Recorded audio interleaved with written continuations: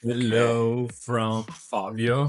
And Ryan. Welcome to Georgetown. in Penang. And we've been here quite a while and we've been working quite a bit. So today we thought we would actually make a bit of a vlog about what there is to see in Georgetown. Over the next hours, we'll take you around this city, which is in the list of the UNESCO World Heritage Site, and it's situated in the island of Penang, which is located in the beginning of the Straits of Malacca. Yeah. And it's in the northwest part of Malaysia. Yeah, and we've been here quite a long time. At least we've been here a few weeks in Penang, but different parts of the islands. So we already have a feel for the place, and we think you have to visit in order to see it. But anyway, let's go walk around and see what Georgetown is all about. But first, 7-Eleven. What do you get? I'm getting like a Japanese onigiri style and 100 plus, which is an energy drink, an electrolyte.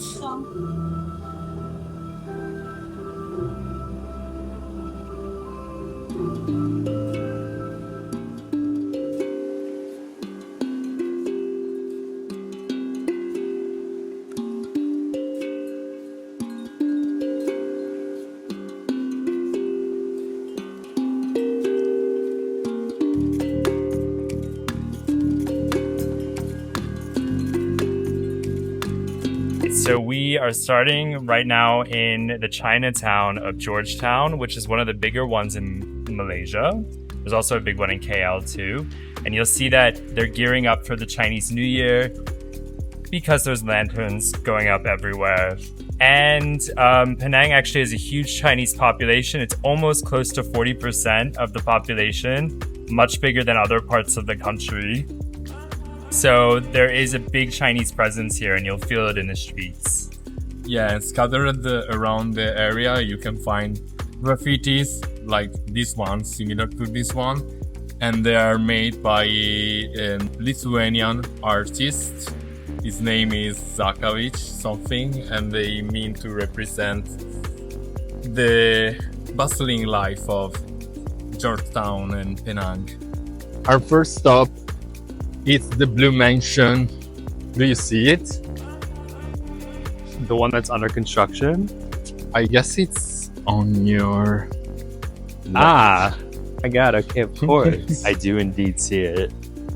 Right. So this was a mansion that was created during the 19th century, and it was owned by this guy called Chong Fat Se. Chong Fat Se. Chong Fat Se. I only speak Mandarin, so this is a different spelling, and I don't know how to pronounce this. You can get a guided tour to go inside. Unfortunately, they were all booked up, so we're just going to be able to look at it from the outside.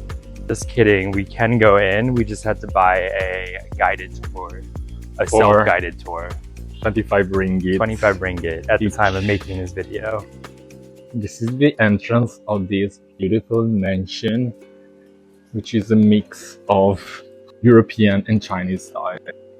And this mansion was also featured in a very famous movie.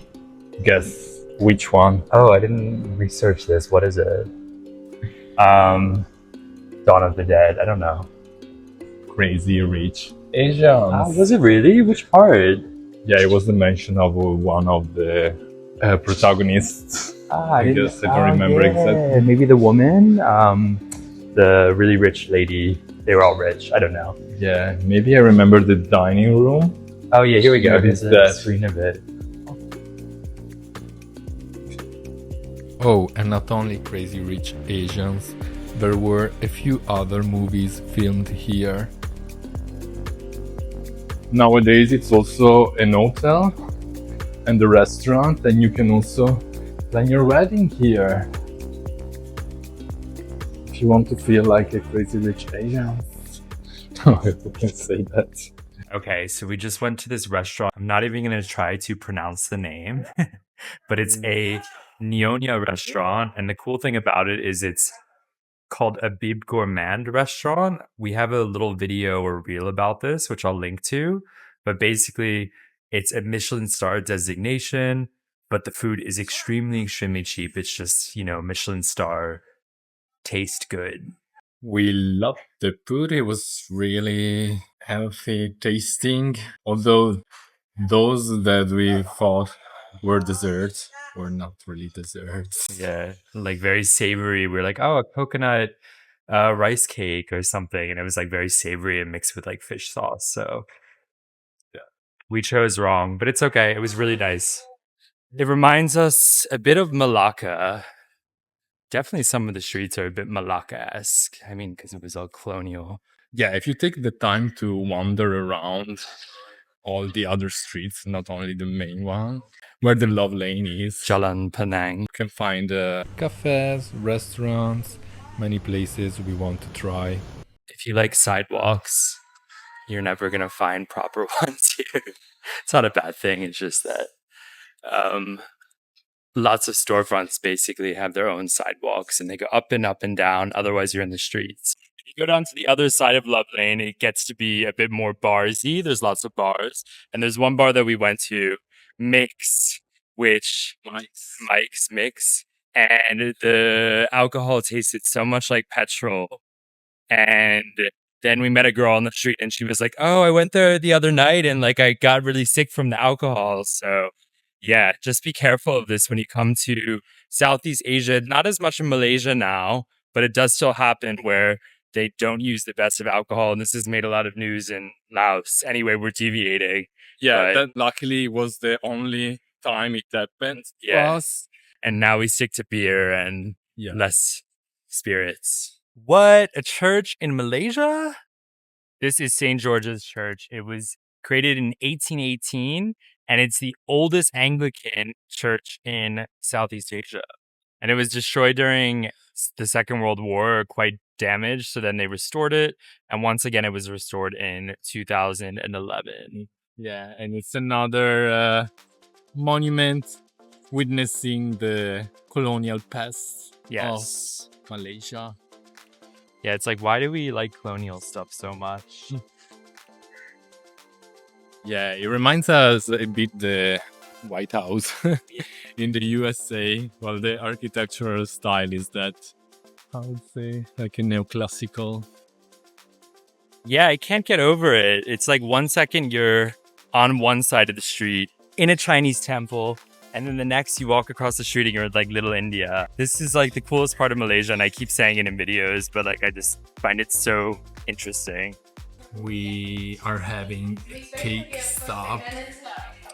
So I got a cheesecake and Ryan got a cheesecake with some lavender tea. Okay, in the meantime, we solved the mystery of the Armenian Street. Yes, sorry, we don't want to kill ourselves on these roads. There were a bunch of Armenian traders, not a bunch, there were quite a few Armenian traders during the 1800s here. And that's why it's called Armenian Road. It was originally called Malay Road. Now we are heading right before sunset to get the best view of the city from the sea. Yes. To the jetties. The Chew Jetties specifically, but there's a few jetties that are named after the different clans of Chinese that were here. They were set up by the immigrants who came from China, and they were too poor to afford normal standard housing. Yeah, they worked as labor and dock workers. Yeah, so they actually then set up, obviously, this informal housing on stilts out in the water, which is really cool. And then it became honestly like a community, a quite tight-knit community. So let's see what it's all about. Yeah, some families are still living there. Some of the jetties are now shops. Let's go and check it out. It's impressive. Really pretty, yeah. Everywhere you look, you have, it's really cool to come during sunset as well. You can see the bridge that goes over all the way from Buttersworth. What's the name of the other dock? The Teng Jetty. Let's go there because maybe it's more chill and we can see Also the whole Chew Jetty from there. Okay, so that's it for today. We might probably end up getting some food at one of the hawker centers.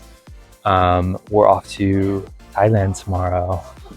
Yeah. South of Thailand and then other parts of Thailand we don't really know yet. Yeah, stay tuned for more adventures and please like and subscribe if you like the video. Bye. Ciao.